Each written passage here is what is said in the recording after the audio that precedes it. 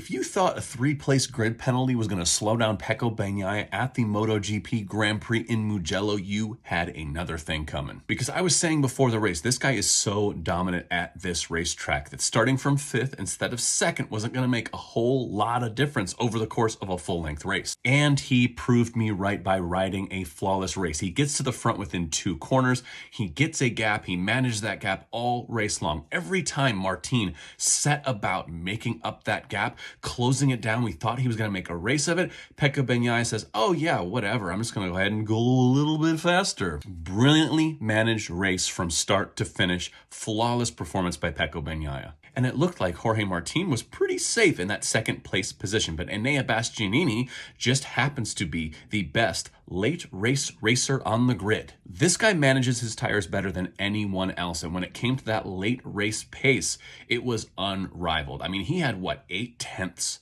back of Jorge Martin with 2 laps to go. There's no way he can close that distance, especially after he's fighting with Marc Marquez the entire race. But he wasn't fighting with Marc Marquez. He was managing the race with Marc Marquez, made a decisive pass, immediately gapped him, and then within 2 laps, on the heels of Jorge Martin, and makes one of the best last corner passes I've seen in a long time.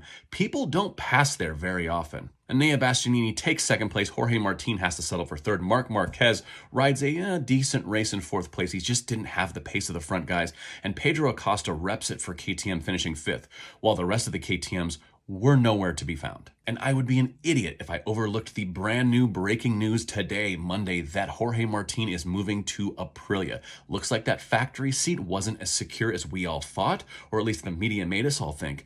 And Jorge Martin is on the move, which probably means, maybe, with speculation, I mean, I don't know what else is going to happen now, that Marc Marquez is taking that seat at Factory Ducati next to Pecco Bagnaia. It's going to be a wild rest of the season, and maybe even wilder 2025.